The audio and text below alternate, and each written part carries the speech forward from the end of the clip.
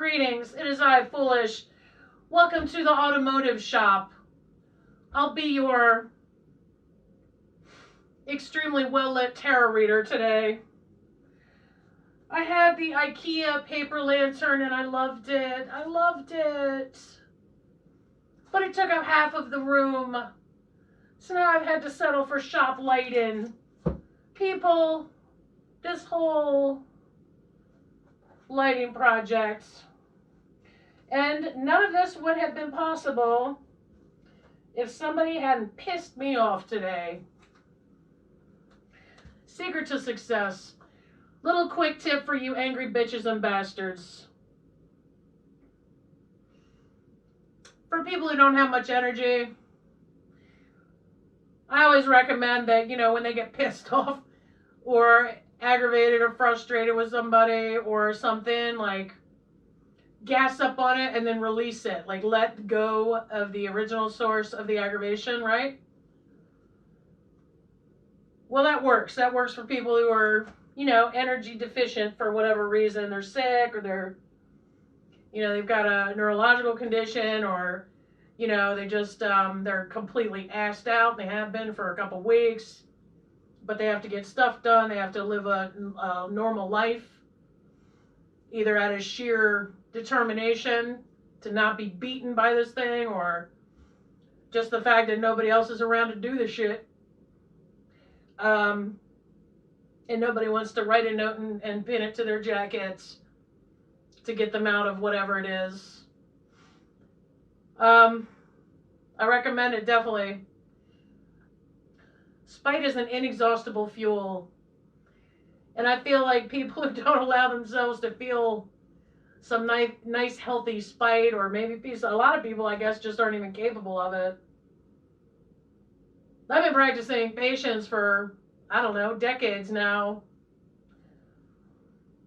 Just because I don't want to be part of the problem, But I gotta tell you, one thing I haven't lost is getting pissed off at people. And honestly, I'm grateful.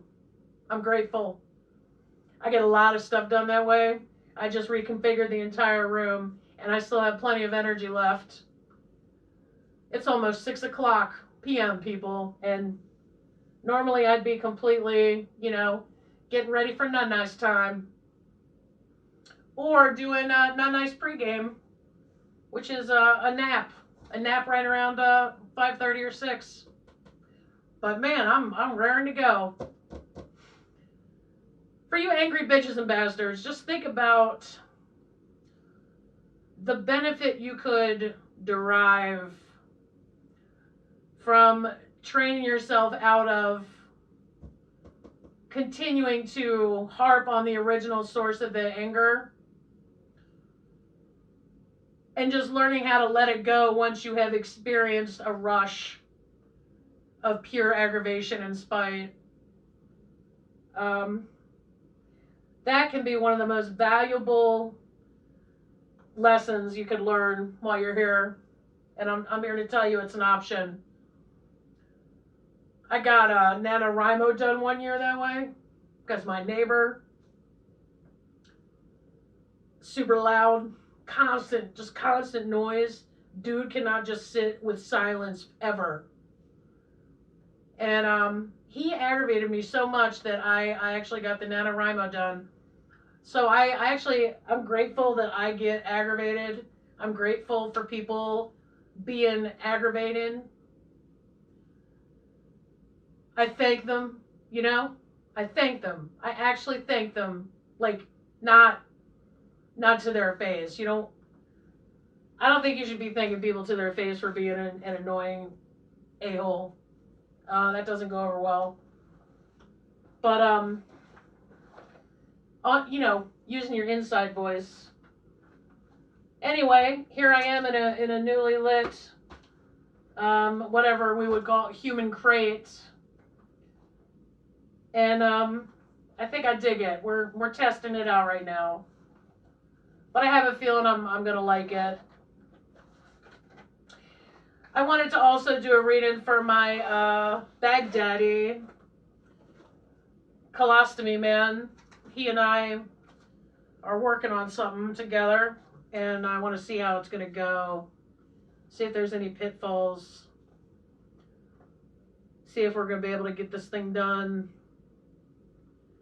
So let's do a read-in. I want to also tell a story of what happened when the last time I talked to Bagman. I think his favorite nickname that I call him is the a-hole with two B-holes. He loves that. I was talking to Bagman a couple weeks ago, and when I asked him if he had ever seen the video I did for him, because he asked me a question about what's Kevin Dubrow up to from Quiet Riot. He's dead, but I told him that I did the read-in, and then I had sent him the link, and he's like, oh, where? And we're on the phone, and he's going through his thing. He's like, oh, I see it. And then I guess because he was reading his text on his computer, and he actually, this guy is the biggest cringe. Oh, man. He watched the entire video with me on the phone. He kept me on the phone so he could watch the video. And I got to tell you, that was some reticulated cringe, honestly. And he was so tickled. He was so enamored with the fact that I was talking about him on a video. He couldn't believe that. Man, he's funny. He's super funny.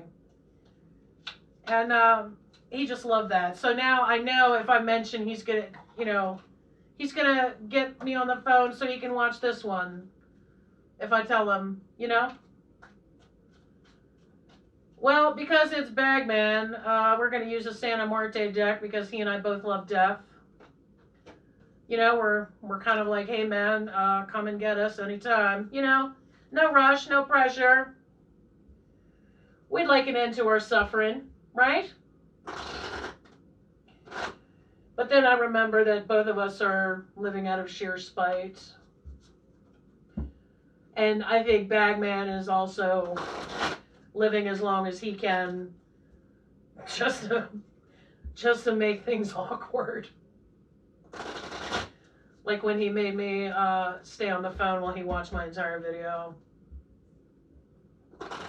He seemed so pleased with himself that I was like, hey Bagman, now you're part of my YouTube channel Scheitgeist. And he thought that was hilarious. He's very easily amused. I can see, I'm starting to see like why I keep him around. I do have a use for him. Anyway, he and I, we got a thing. We got a possible thing coming up. To see if, details are unimportant. We're just going to see if it's going to work out in our favor. We'll see if we'll be parting ways. Or we'll be, teaming up to get this thing done. Let's see. Those are not pop-outs. Those are not pop-outs, lady. I'm sorry. I can't use pop-outs.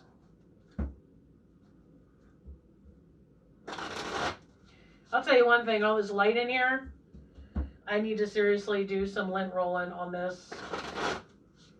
There's evidence of all my snacks. Oh, my God. I'm like this biggest slob. Look at that. Anyway, who cares? This should also help with my vision issues. To be honest, I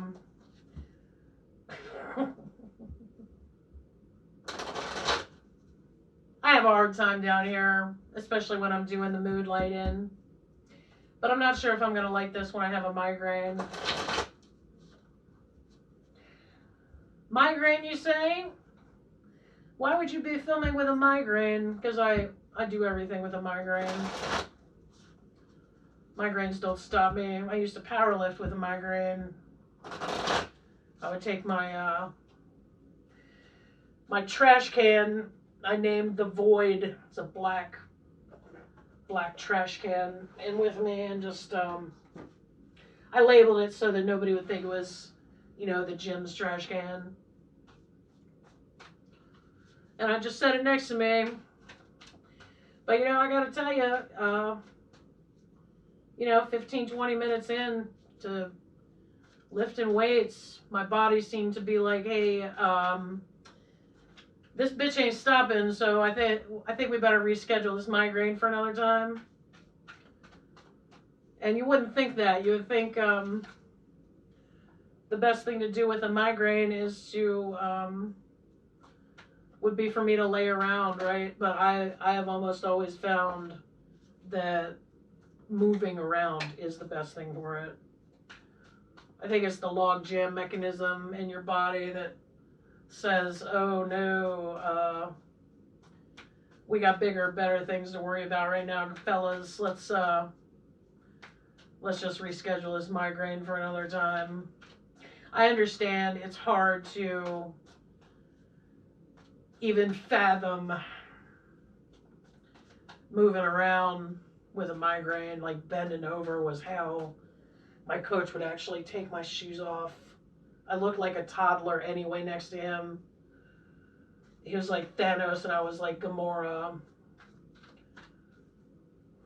And he would, you know, bend over and pick up stuff for me because he knows all about a migraine. That's a, let's see. This is a pop out. No. I mean, I guess it could be. No, this is not. These are not pop outs. Anyway, back to the situation at hand. I mean, if I could drive, like with migraines, safety's an issue. With driving, like delayed reaction, you know, you're crying. Like if it was a cry-grain, like there's a lot of times, if it's a cry-grain, you can forget it. Like I'm not, you know, I wouldn't go in. And actually sometimes I would just like sit in my car for like half an hour just to like gather myself before I drove. Because migraines can be a safety issue with driving. I'm waiting for one more pop out. That's why I'm still talking.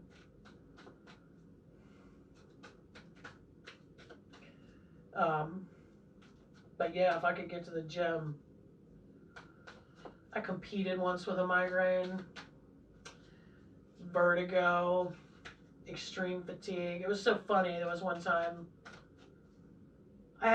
my fatigue was so bad that like just thinking about having to walk from like the door to the table where they inspect all your gear before the meet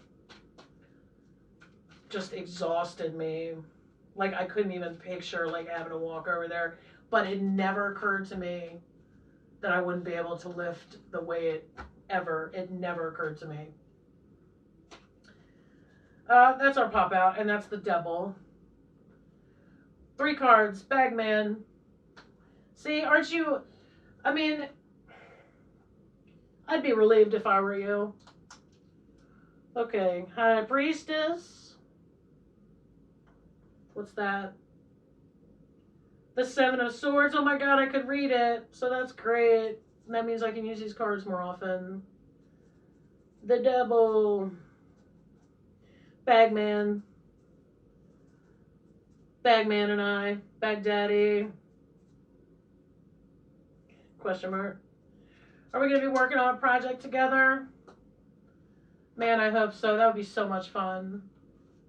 But if not, that's okay, you know? I'm sure there'll be plenty of other opportunities.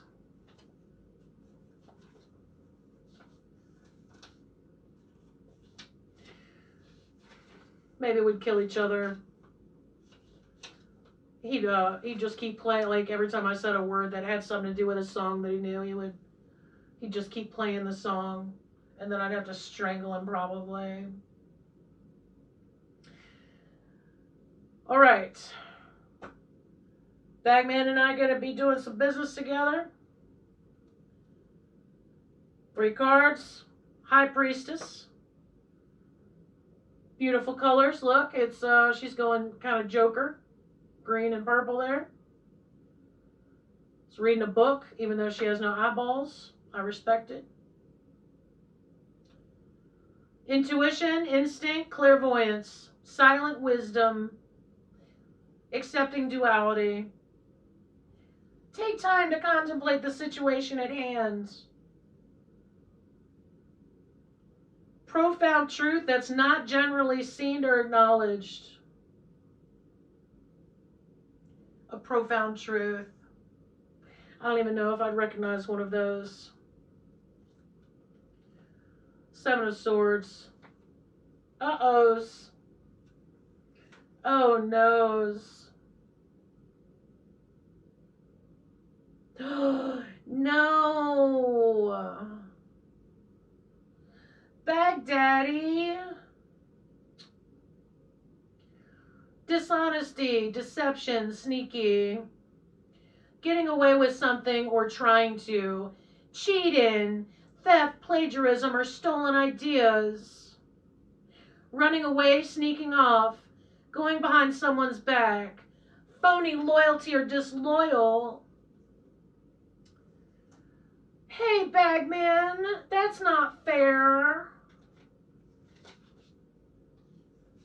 Oh, you're in so much trouble. And don't try to play your way out of it with, like, some song from the 70s that has the word trouble in it. Don't even try. Don't try to get out of it. Now the devil, no. He is, oh my God, he's got his own mariachi. Look at him. He's got his own little ensemble. The devil, bondage, suffering from unhealthy attachments or sick lifestyle. Addiction, substance abuse. What? An unhealthy desire for more. Focus on physical desire or pleasure. Spirituality ignored. Oh, yeah, of course. Associating with corrupt people. Weak moral compass. Baghdaddy, how could you? How could you do this to me, Bagman? You sneaky Io de Buddha. Well, that doesn't look good, does it? Oh, no. I think I know what that's about. It's not about either one of us. Oh, no. Okay, message received. Thank you, Santa Muerte. I'm not going to go into too much detail because I'll do another reading on this in a few days and see if it's changed. Bagman, don't just... No. All right, well, thank you, Santa Muerte, for that disturbing discovery. Good looking out, girl. Like, thanks for looking out, lady. I know you're looking out for me. And Bagman, too, by extension. Bagman ain't the problem. He is a loyal person. But, you know, when you're teamed up against disloyal people, like, what are you supposed to do, right? Stick together, that's what. Well, thank you for joining this reading and being my test subjects for this light-in. I can't wait to see what it looks like. This is my first go with it. And if it looks too terrible, then you'll probably never see this video. All right. Well, thank you for joining me, and I will see you at another time.